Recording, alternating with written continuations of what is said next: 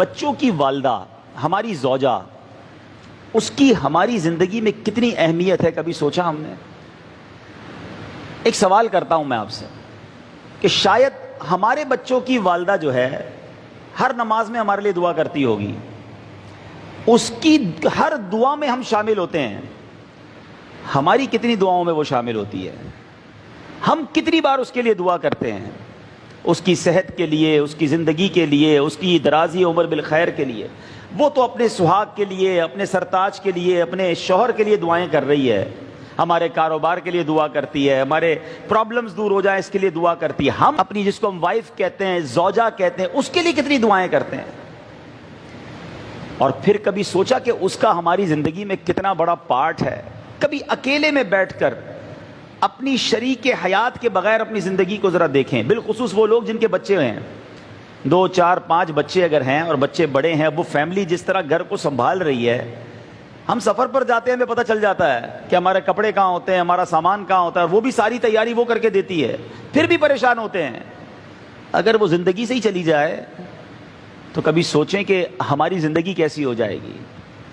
جن میاں بیوی میں محبت ہے نا، اللہ کی نعمت ضرور ہے، مگر جب ان میں جدائی ہوتی ہے، اور اگر بچوں کی والدہ پہلے چلی جائے، کیونکہ میں نے بہت کلوزلی اپنے والد کو دیکھا ہے، میں نے اپنی ایک آبزرویشن ہے میری، ہو سکتا ہے غلط ہو، کہ شوہر کا پہلے انتقال ہو جائے نا تو بیوی گھر سنبھال لیتی ہے، بیوائیں بہت ساری ہوتی ہیں، کیونکہ اس کو پہلے بھی گھر میں رہنے کی عادت ہوتی ہے، بچے سنبھالنے کی، فیملی سنبھالنے کی، اسٹیبلش کرنے کی عادت ہوتی ہے۔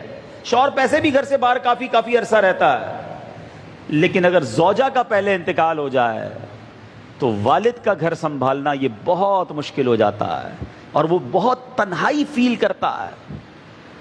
تو میرے بیچ اسلامی بھائیوں، اللہ کی اس نعمت کی قدر کیجئے۔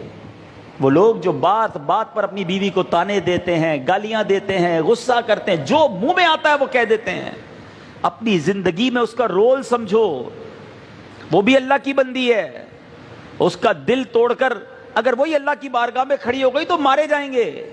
جہاں دوسروں کے حقوق ہیں وہاں زوجہ کے بھی حقوق ہیں، کبھی اس سے بھی مسکرا کر بات کر لو، کبھی زندگی میں اس کا بھی شکریہ ادا کر دو کہ آپ نے میری زندگی میں بڑی آسانی کی ہوئی ہے۔